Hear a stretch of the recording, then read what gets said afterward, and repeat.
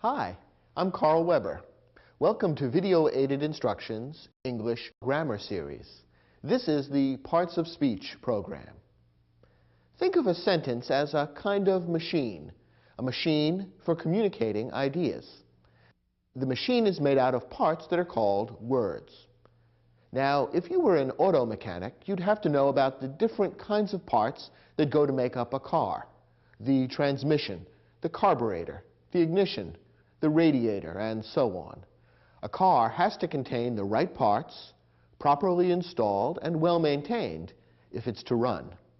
In the same way, a person who wants to communicate effectively must understand the different kinds of words that go to make up a sentence. These different kinds of words are called parts of speech. If you understand the parts of speech and how they fit together to make up a sentence, you'll understand how words are assembled to create sentences, and you'll be able to do so correctly and effectively. In this program, we're going to go through each of the different parts of speech and see how they work together to form English sentences.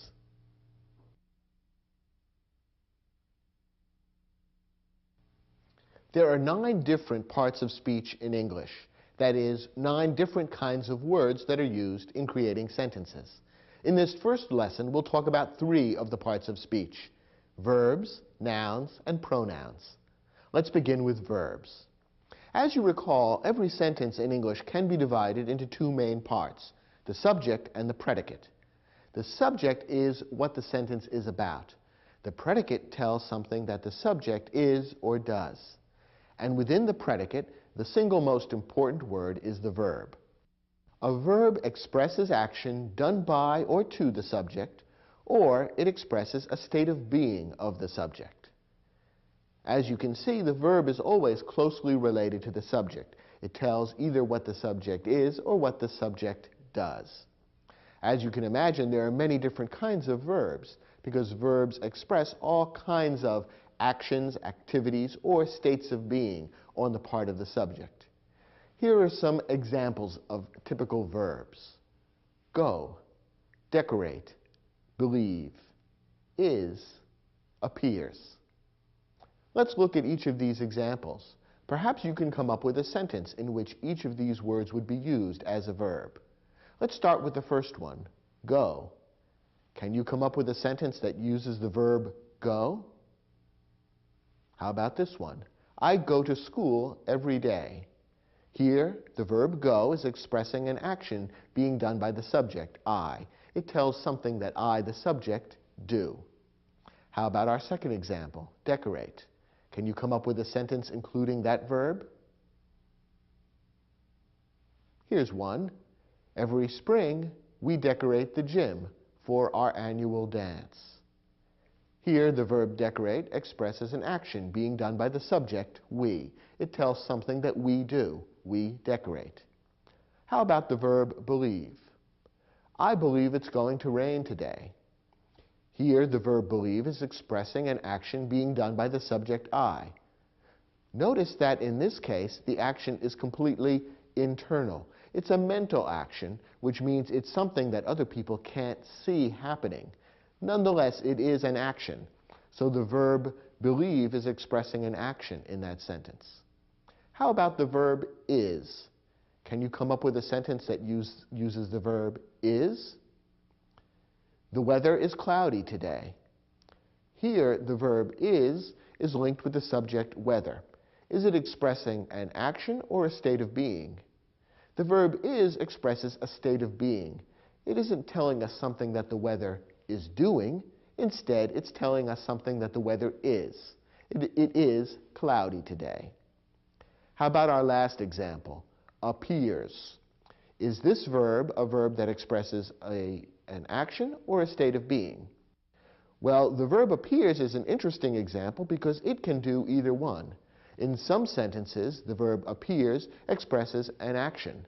In other sentences, it expresses a state of being. Let's consider a couple of examples. Susan appears on television as a singer. In that sentence, the verb appears is expressing an action being done by the subject, Susan. It tells us something that Susan does. She appears on television. In that sentence, therefore, appears expresses an action. In other sentences, however, appears might express a state of being. For example, the weather appears cloudy. In that sentence, the verb appears is expressing a state of being. It is telling us something that the weather is, not something the weather is doing. When we say the weather appears cloudy, we mean more or less the same as the weather is cloudy. So a verb like appears can be either a verb expressing an action or a state of being. And there are a few verbs like that in English which can go either way. They can express a state of being or an action. Notice one other thing about verbs. Verbs may contain more than one word. When a verb consists of two or more words, it's called a verb phrase, and it's made up of a main verb and one or more helping verbs. Here are a few examples of verb phrases. Had gone, will decorate, must believe, should have been, and may appear. In each of these phrases, the main verb comes last, and one or more helping verbs have been added on to modify or give further meaning to the main verb. And in each case, the helping verbs somewhat change the meaning of the main verb. For example, they may change the time in which the action is occurring. Take, for example, the verb phrase, will decorate. When I say, we decorate the gym every year, we're talking about something that's happening now. But when we say, we will decorate the gym next year, we're talking about something happening in the future. So the helping verb, will, changes the meaning of the main verb by expressing a particular time when the event will take place. When verbs are modified or changed in this way to influence or to express the time when the action will take place, then we're talking about creating different verb tenses. Verb tenses are used to express the time when an action or a state of being takes place. The whole subject of verb tenses and of properly using verbs is fairly complicated. In fact, it's so complicated that we've devoted an entire program to that subject. And if you're interested in learning more about how to use verbs properly, we recommend you watch that program. Let's move on to the second important part of speech, nouns. A noun names a person, a place, a thing, or an idea. Here are some examples of nouns. Student, Barbara, state, Cleveland, sofa, freedom. All of these are nouns because they name a person, a place, a thing, or an idea. Let's look at each example. What about student? What does that name? Well, that names a person, or at least a kind of person. How about Barbara? That names a person, and it names a specific person. We'll talk in a moment about the special kind of noun that Barbara represents. What about state? What does that name? Well, that names a place. A state would be one of the 50 states that goes to make up the United States, and it's a place where you might live. Cleveland also names a place. Again, a very specific place, a particular city within the United States. Sofa names a thing, and freedom names an idea. Sofa and freedom are both nouns, but notice that one of them names something that you can lay your hands on, something that you can see, something that you can perceive with your senses. That's sofa. Freedom, however, names something that's much more difficult to grasp. It's not something you can see with your eyes or touch with your hands. Freedom is an idea. It's an important concept that many people think about a lot, but it's not something you can point to or perceive with your senses. And that's another example of a kind of noun, a noun that names an idea. Now, within the broad category of nouns, there are two particular types of nouns that you need to be aware of. These are a common noun and a proper noun. A common noun names a category of people, places, things, or ideas. A proper noun names a specific example. A proper noun normally begins with a capital letter. Therefore, it's important to recognize the difference between a common noun and a proper noun, since when you're writing them, you need to know whether to use a capital letter or not. We've already seen a couple of examples of proper nouns. Barbara, a moment ago, is an example of a proper noun. Why? Because it names a specific example of a person, rather than a category of people, like student. That's why when the name Barbara is used in a written sentence, it would begin with a capital letter. In the same way, Cleveland is a proper noun. It names a specific example of a city rather than the broad general category of cities, so that the noun city would be a common noun, whereas Cleveland, which names a specific city, would be a proper noun. And that's why Cleveland would begin with a capital C when you were writing a sentence using the word Cleveland. Here are a couple of other examples to help you see the difference. The word month is a common noun because it describes a category of things. All the different months would fit into the category of month. May, however, would be a proper noun because it names a specific month of the year, the 5th month of the year in the Western calendar. One more example.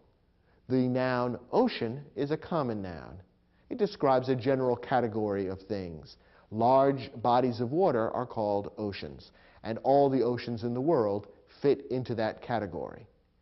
The word Atlantic is a proper noun. It names a specific example of an ocean, one particular ocean that's found in a certain place on the map. It's a vast place, of course, but nonetheless it's one and only one ocean. So Atlantic is a proper noun and would always be written with a capital A. One other thing to know about nouns is that nouns may be singular or plural. In English, we draw these two distinctions between a singular noun, which refers to one and only one thing, person, place, or idea, and a plural noun, which refers to a number of people, places, things, or ideas. Two or more would be plural. In English, most plural nouns are formed simply by adding the letter S to the end of the singular noun. So, for example, the common noun a sofa would be made plural simply by adding an S at the end and turning it into sofas. If you have one sofa in your living room, you would spell it S-O-F-A. If you have two sofas or more, you would add an S at the end and the word becomes sofas, which is plural for sofa. There are a few nouns that change their form from singular to plural in a slightly different way. Some, for example, don't end in the letter S at all.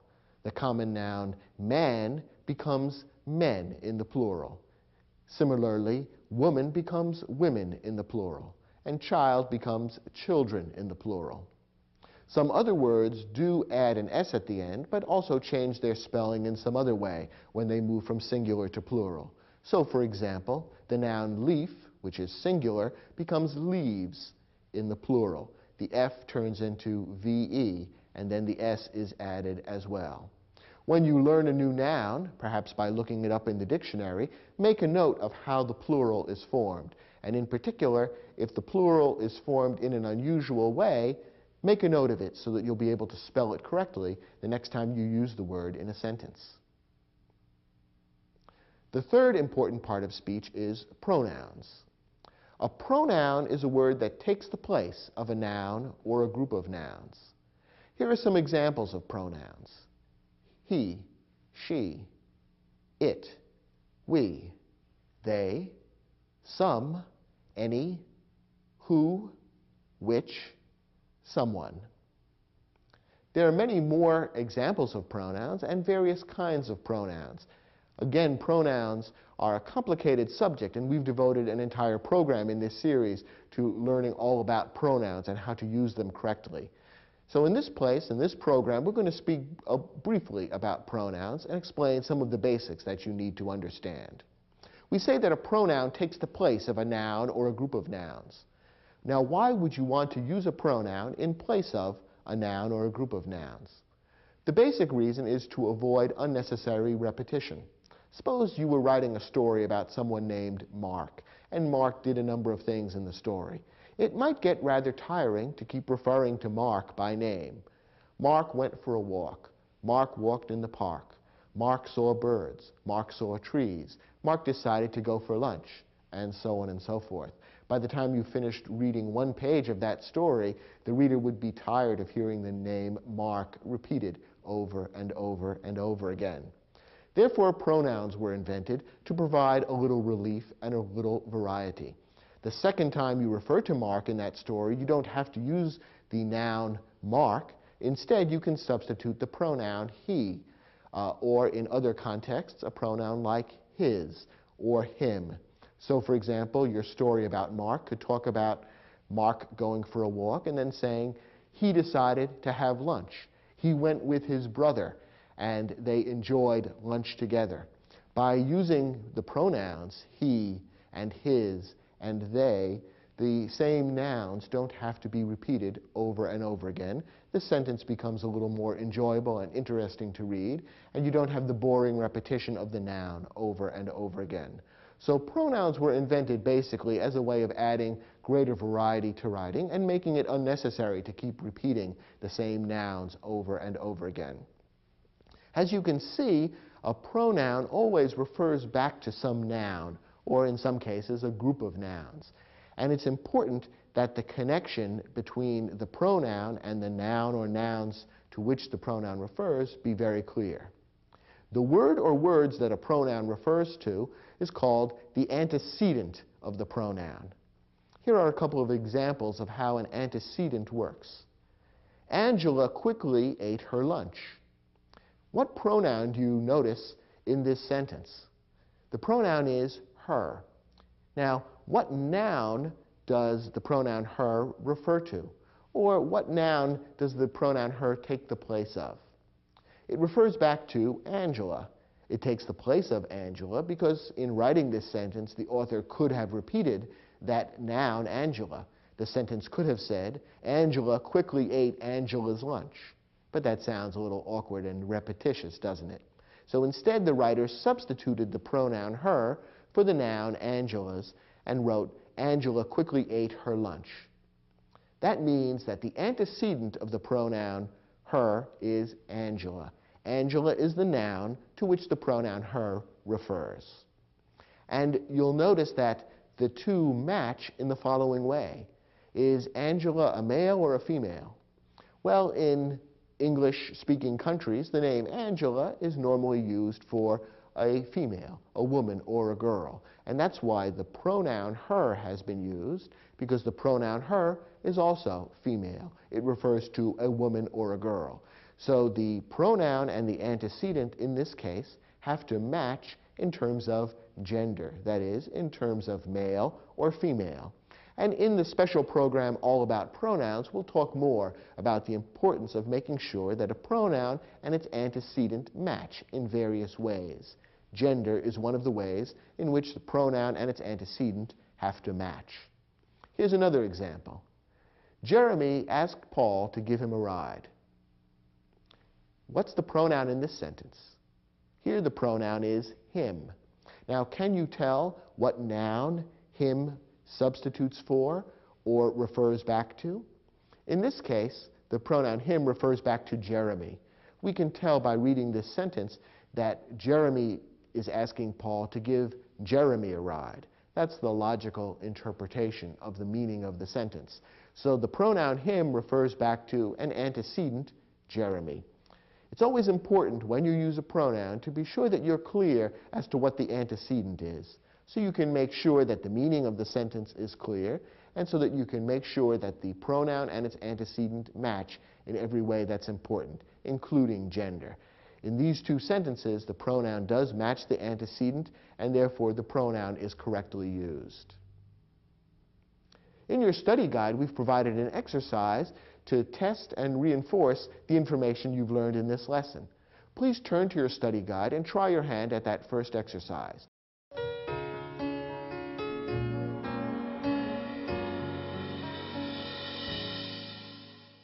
In this exercise, your job was to read 5 sentences and, in each one, identify the nouns, the verbs, and the pronouns used. Let's see how well you were able to carry out this assignment.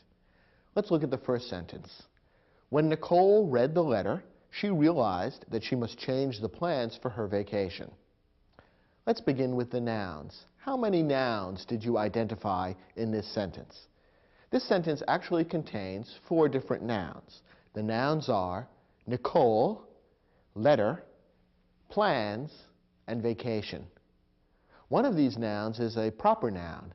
That's why it begins with a capital letter, and that's the noun Nichole. It's a proper noun because it names a specific individual. All the other nouns in this sentence are common nouns. They name categories of things, and that's why they don't have to begin with capital letters. Notice that plans, the third noun given in this sentence, is a plural noun. It refers to more than one plan. The other nouns here are all singular, letter and vacation. What about verbs? How many verbs did you find in this sentence? There are actually 3 different verbs: read, realized, and must change. Remember, some verbs are verb phrases. They consist of more than one word. The verb must change is a verb phrase. It includes the main verb, change, and the helping verb, must. Finally, pronouns. How many pronouns did you recognize in this sentence? There are 3 pronouns: she, and her. All 3 of these pronouns have the same antecedent. They all refer back to the same noun, namely Nichole. You could rewrite this sentence to substitute the proper noun Nichole for each of those pronouns. The sentence wouldn't read very well then, but the meaning would still be the same. When Nichole read the letter, Nichole realized that Nichole must change the plans for Nichole's vacation. That sounds silly, and no one would ever write or speak that way. But that shows you how pronouns refer back to antecedents. They take the place of nouns. Did you get all of those answers correct? I hope so. Let's take a look at the second sentence. Henry Ford created the Model T, which was for many years the most popular car in the world. Let's begin with nouns. There are several nouns in this sentence. The first is Henry Ford. That's a proper noun because it names a particular person, and both parts of this noun, Henry and Ford, begin with capital letters. Model T is another proper noun. It also names a particular type of car, a particular type of vehicle, and therefore model and T both begin with a capital letter as well. Years, car, and world are also nouns. Those 3 also name general categories of things, and these are common nouns. That's why they don't begin with capital letters. What about verbs? How many verbs did you notice in this sentence? There are 2 of them, created and was. And what about pronouns? Did you notice any pronouns in this sentence? This is a little bit tricky. The one pronoun that's in this sentence is the pronoun which. That's a different kind of pronoun than the pronouns we saw in our first sentence, which referred back to Nichole. In this case, the pronoun which is a special kind of pronoun known as a relative pronoun.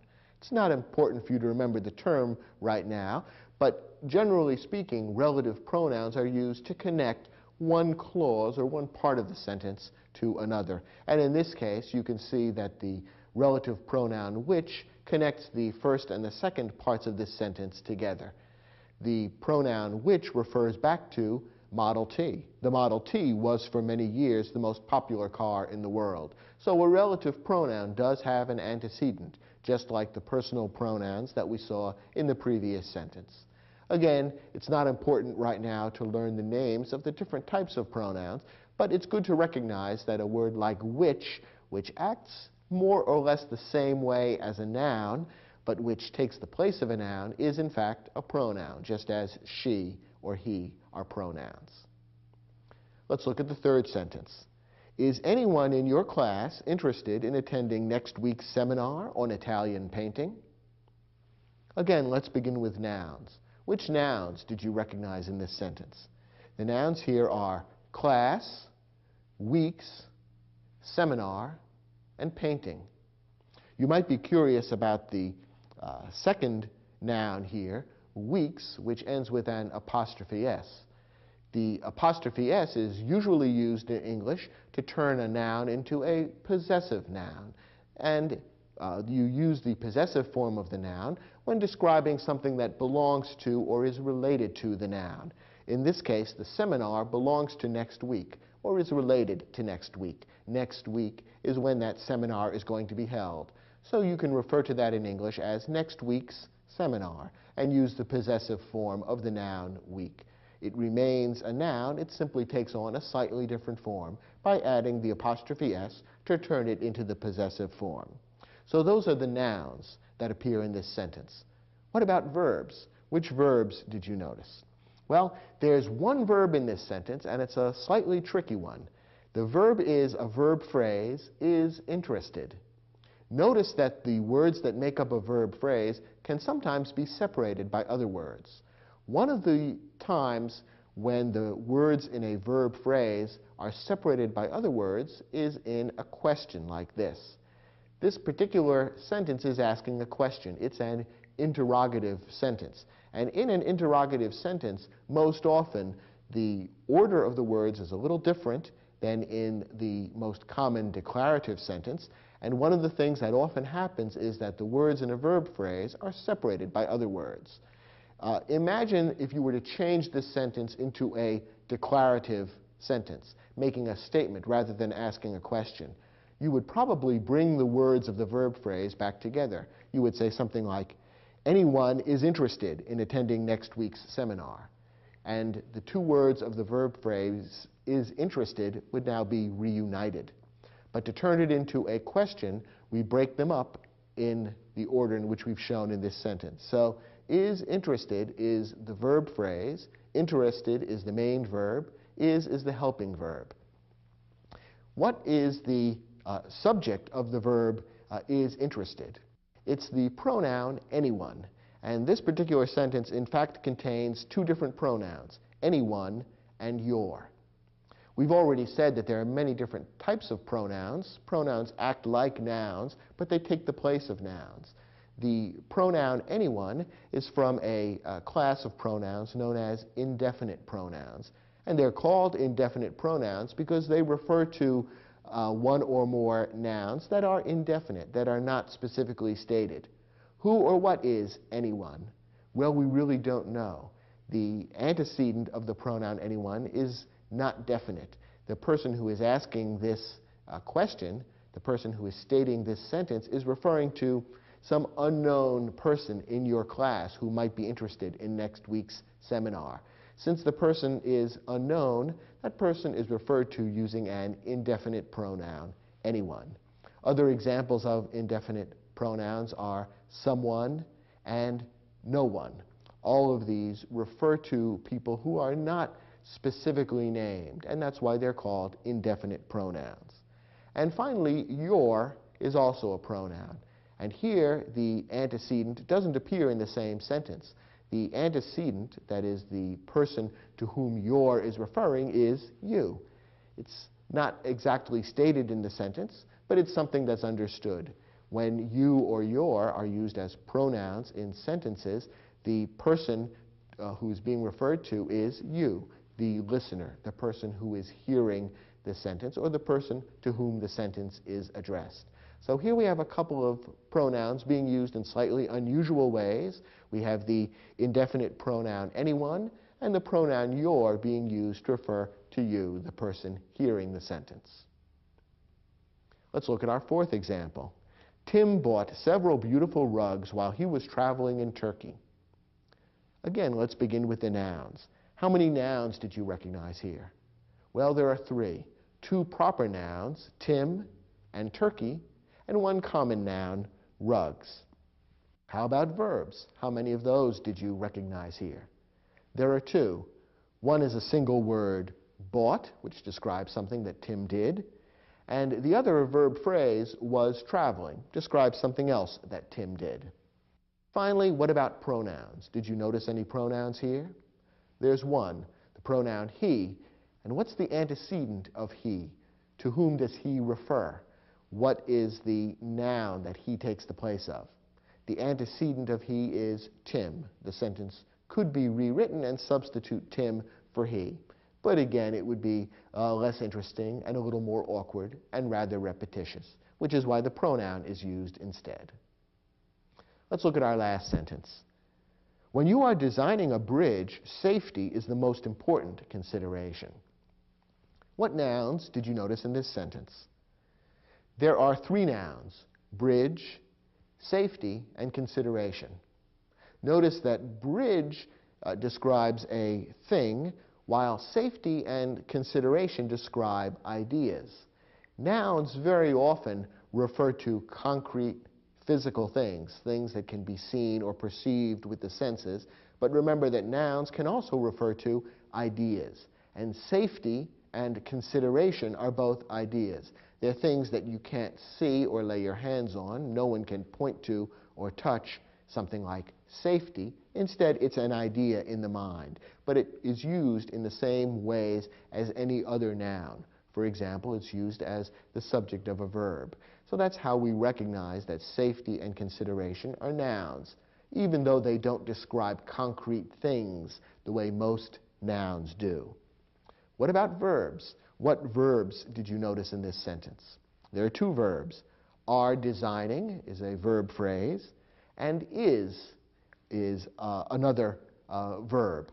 Are designing, of course, describes an action being taken by you, the subject of the verb. Is describes a state of being that affects the subject of that particular verb, which is safety. And finally, pronouns. Are there any pronouns in this sentence? You is the only pronoun, and once again, its antecedent, the thing it refers to, is you, the person who is hearing the sentence. How many of these identifications did you get right? I hope most or all of them. If you're ready now, let's move on to Lesson 2.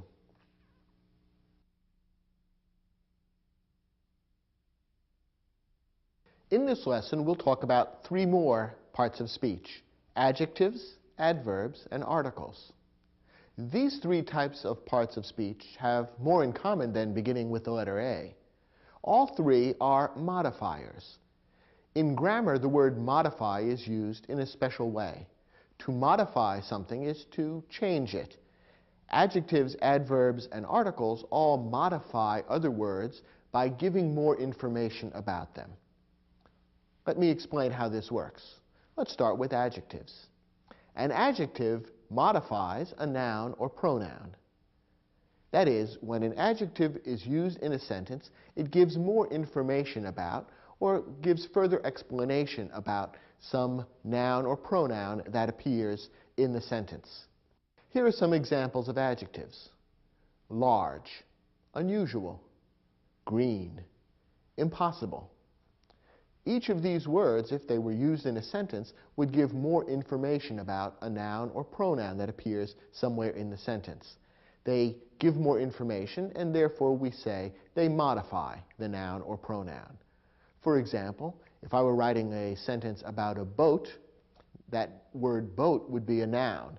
If I described it as a large boat, the adjective large would be modifying the noun boat and would be giving us more information about the boat. It would be telling us something about what kind of boat it is.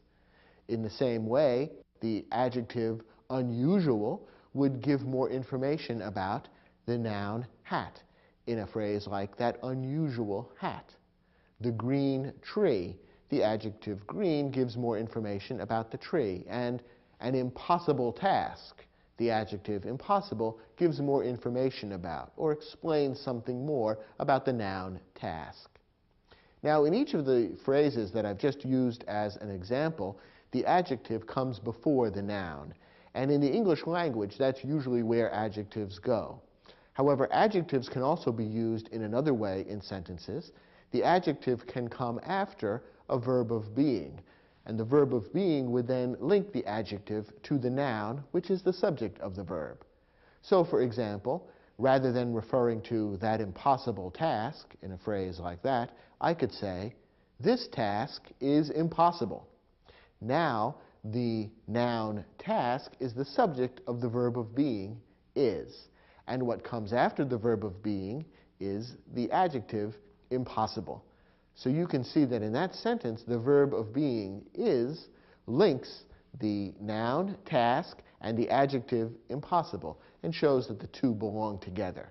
So an adjective most often comes before a noun in a sentence in English, but it can also come after a verb of being, which links the adjective to the noun or pronoun to which it refers. So look for adjectives in both of those places.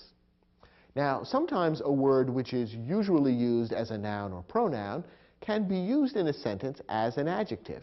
That is, it can be used in such a way as to modify a noun or pronoun, or to give more information about that noun or pronoun. Let me show you a couple of examples to illustrate what I mean. Look at this sentence. I like to watch baseball. Now, in that sentence, the word baseball is a noun. It's a thing, an activity that I like to watch. I guess you might describe it as an idea that's being named by the noun, baseball. However, now look at the same word baseball in this sentence. Willie Mays was a great baseball player. How is the word baseball being used in this sentence? Well, in this case, the word baseball is not being used as a noun. It's not describing a thing that I like to watch or that Willie Mays did. Instead, it's being used as an adjective to give more information about a noun that appears elsewhere in the sentence. The noun is player. Willie Mays was a player. What kind of player was he? Well, there are actually two adjectives here that give more information about what kind of player Willie Mays was. He was a baseball player, and he was a great player. So those two adjectives, great and baseball, are being used to modify or give more information about the noun player. Player is a word describing a kind of person. It's a noun. And great and baseball are both being used as adjectives in this sentence. So the same word baseball, which was a noun in our previous sentence, is being used as an adjective here. And that's quite common in English. Speakers of English like to take words and move them around to different parts of speech. And as long as the meaning is clear, there's nothing wrong with that. Here's an example of how a pronoun can be used as an adjective. Which is your favorite sport? In this sentence, which is a pronoun.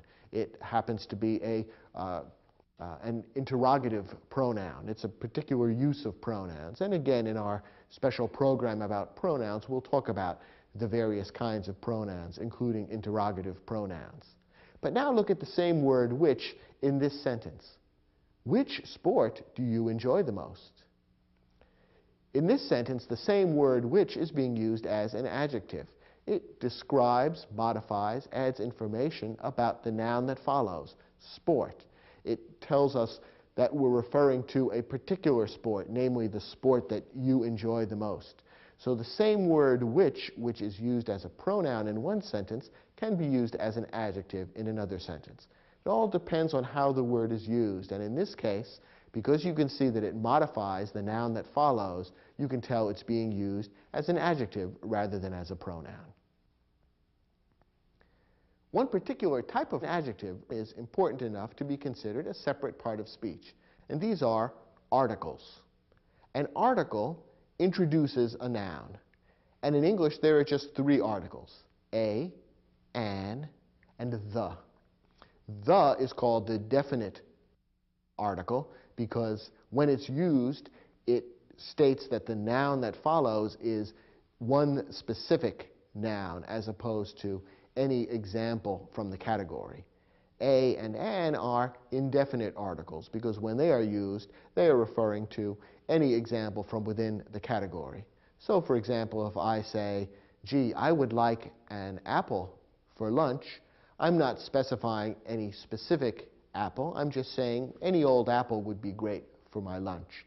If I say, I would like the apple for lunch, I'm referring to the one apple that I see on the counter in front of me right now. So that's the difference between an indefinite article and a definite article.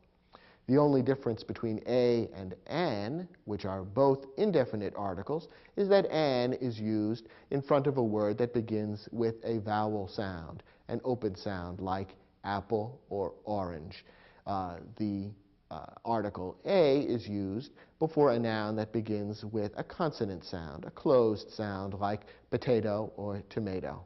So you'd refer to a potato, a tomato, an orange, an apple. The third type of modifying word is an adverb. An adverb modifies a verb or an adjective or another adverb. When an adverb is used in a sentence, it generally tells us how. It gives more information about the action described by the verb or the quality described by the adjective or even another adverb. Adverbs often end in ly, but not always. Here are some examples of typical adverbs, and we'll consider some examples of how these might be used in sentences. Adverbs include words like quickly, soon, very, rather, to, and not. That last example of an adverb, not, is one of the most commonly used. It often is used to interrupt a verb phrase. In other words, the word not is used in between words of a verb phrase, and when it's used in this way, it is negating the meaning of the verb phrase. It turns the verb from something that is happening into something that is not happening. And in fact, in the sample, in the way I just used the word not, that illustrates how the word not, the adverb not, is used to interrupt a verb phrase. We could refer to something that is happening, and is happening is the verb phrase, or something that is not happening. And by inserting the adverb not in the middle of the verb phrase, we turn the phrase into a negative rather than a positive. Adverbs are most often used to modify verbs. They tell how the action occurred. So, for example, you might say, he walks quickly. Here we have the adverb quickly, and it modifies or gives more information about the verb walks. Walks describes an action in this sentence, and quickly tells us a little bit more about what that action is like. It's a quick walk. It's walking that is being done quickly. It tells us how the walking is being done. So quickly, the adverb modifies the verb walks in this sentence.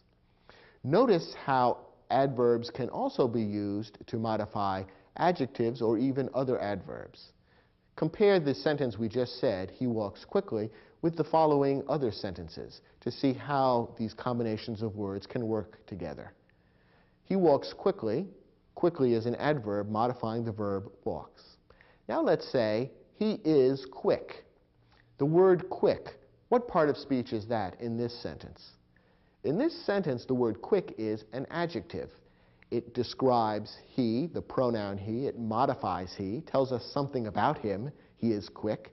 And it follows the linking verb be and links the pronoun he with the adjective quick. So he is quick gives us a pronoun, a verb, and an adjective. Now what about this sentence? He is very quick. This is the same sentence except that the word very has been inserted. What part of speech is the word very? Well, very is an adverb. It's one of the more common adverbs, and in this case, the adverb very modifies or refers to the adjective quick. How quick is he? He's very quick. It gives us more information about that adjective. It tells us exactly how quick he is. So in this case, we have an adverb very, which modifies an adjective. That illustrates how an adverb can sometimes modify an adjective. Finally, look at this sentence. He walks too quickly for me. Let's look at this sentence. He walks too quickly. What about the word quickly? Let's analyze that to begin with. What part of speech is that? Well, we've seen that words that end in ly are very often adverbs, and quickly is an adverb. What word does it modify in this sentence? It modifies the verb walks. It tells how he walks. He walks quickly. So quickly in this sentence is an adverb modifying the verb walks. Now what about the word too? He walks too quickly. What part of speech is too? Well, too is another adverb, and in this case, too is modifying the adverb quickly. Remember we said that an adverb can modify a verb, it can modify an adjective, or it can modify another adverb. This is an example of an adverb modifying another adverb. Quickly is an adverb modifying the verb walks. It tells us how he walks quickly. The adverb to modifies the adverb quickly. It tells us how quickly he walks, too quickly. So, as we've seen in these examples, an adverb can modify a verb, it can modify an adjective, or it can modify another adverb. Notice that the adverb not, which we mentioned as one of the most important and common adverbs, is often contracted to N apostrophe T. To contract a word means to shorten it by leaving out some of the letters. And when you make a contraction in English, you mark the letters that have been omitted with an apostrophe. So the adverb not is shortened into the contraction N apostrophe T.